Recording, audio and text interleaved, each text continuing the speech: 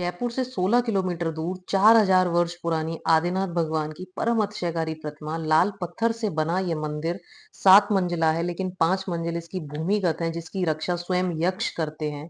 1200 वर्ष पुराना यह सागानेर का मंदिर, जिसका निर्माण कई चरणों में हुआ है।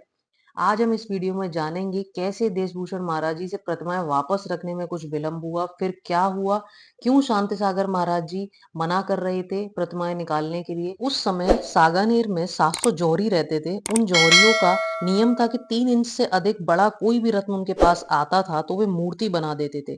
शायद ऐसी रत्नमय मूर्तियां को वो तलघर में रखते होंगे, क्योंकि उस समय राजा सांगा का राज हुआ करता था। जब हम इस मंदिर में प्रवेश करते हैं तो प्रवेश द्वारों पर प्राचीन कलाकृतियों को देखकर हमें माउंट आबू के दिलवाड़ा मंदिर के प्रवेश द्वारों का स्मरण आ जाता है।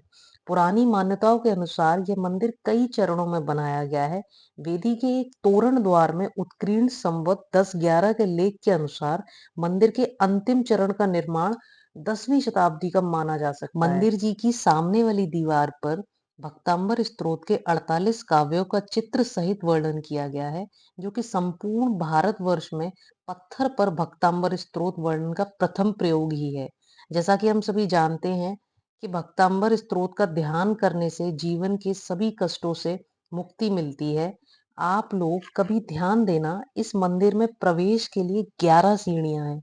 11 शुभ अंक माना जाता है। मंदिर में प्रवेश करते ही चौक में दीवारों पर जो चित्र हैं, उन्हें देखकर लगता है कि ये 8वीं 10वीं शताब्दी के ही बने हुए हैं। उसके बाद दूसरे चौक में पाषाण के 3 शिखरों की विशाल वेदी बनी हुई है, जिसमें पार्श्वनाथ भगवान के दर्शन होते हैं। इस चौक के चारों तरफ छोटे जिनालय हैं, जिनमें अनेक प्रतिमाएं विराजमान हैं। जो लेख प्रतिमाओं पर अंकित है, वास्तव में वह इतिहास की धरोहर है। सांगी जी का मंदिर जहां पर है, वहां पर एक बहुत बड़ा तालाब था। लोगों के अनुसार उस तालाब के किनारे एक जर्जर स्थिति में एक प्राचीन जिन मंदिर हुआ करता था। एक दिन अचानक विशाल गजरथ, जो बहुत ही भव्य था, चलता हुआ आ रहा था बहुत तेजी से। उस रथ पर कोई सारथी भी नहीं था। कई गांव वालों ने उस रथ को रोकने की कोशिश की, फिर भी वह रथ रुका नहीं और तेज गति से चलते हुए तालाब के मंदिर के पास आकर रुक गया।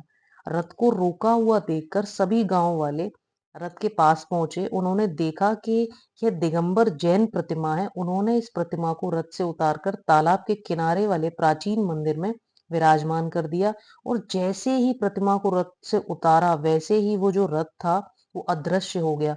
क्या यह चमत्कार वास्तव में हुआ होगा? यहाँ के लोगों का कहना है कि यह देवमयी प्रतिमा है।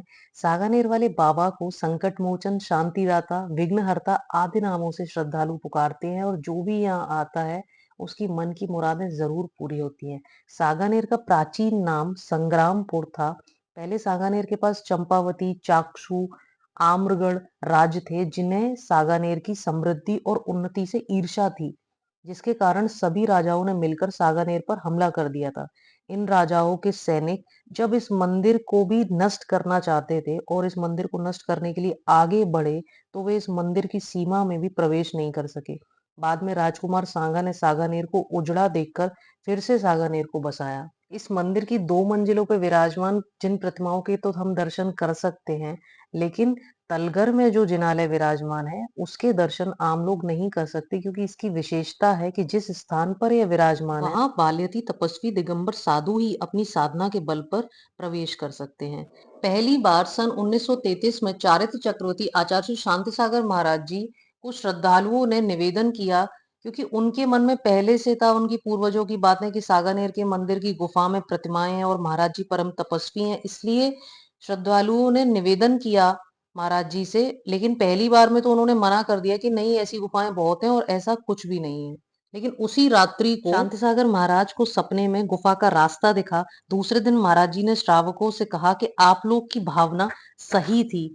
तब वे अंदर गए और प्रतिमाओं के दर्शन कराए। सिर्फ एक दिन के लिए उस समय दर्शन हुए थे। उसके बाद 40 वर्षों बाद 3 दिन के लिए देशभूषण महाराज जी ने प्रतिमाएं निकाली, यह संकल्प लेके कि 72 घंटों में वे प्रतिमाओं को वापस रख देंगे। लेकिन उस समय पाठ करा रहे थे, तो वे निर्धारित समय पे जो प्रतिमाएँ रखनी थी, वे नहीं पहुँचा पाए, तो गुफ़ा से इतने बड़े-बड़े चींटे निकले और महाराज जी के ऊपर चढ़ गए और काटने लगे। तब उन्हें समझ में आया कि 2-3 घंटे ज़्यादा हो गए हैं, मैंने प्रतिमाएँ नहीं रखी वापस गुफ़ा में। तभी बीच में ही वे विधान से उठ के महाराज जी उठे और चैत्यालय को विराजमान करके वे वापस गुफ़ा में आए। उसके बाद सन 1994, 1999 और 2017 में मुनि पुंगव श्री सुधासागर महाराज जी ने चैत्यालय निकाला है। वे तीसरी मंजिल से आगे चौथी मंजिल तक जा चुके हैं और 10 लाख जनता ने उन प्रतिमाओं के दर्शन किए हैं और अपने जीवन को धन्य किया है। अगर आपको इन्फॉर्मेशन अच्छी लगी हो तो चैनल को सब्सक्राइब करके हमें सहयोग करें और वीडियो को ज़्यादा से ज़्यादा शेयर करें। जय जिनेंद्र।